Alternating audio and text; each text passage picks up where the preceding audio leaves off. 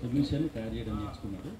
అది భూమిలో ఉన్నటువంటి సారాన్ని బాగా పెంచుతుంది. And next is Dabholkar. Is a maths professor of Maharashtra. From him I learnt about how to improve the soil fertility of soil. Dabholkar. ఇంకొక గురువు గారు ఉన్నారు. దబోల్కర్ గారిని సారు ఎప్పుడు చూడలేదు, బట్ వాళ్ళ ఫామ్ని నేను విజిట్ చేసి వచ్చాను.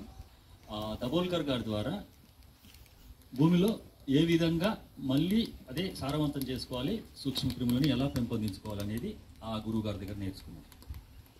And third one is Narayan Reddy of Bangalore, Karnataka state.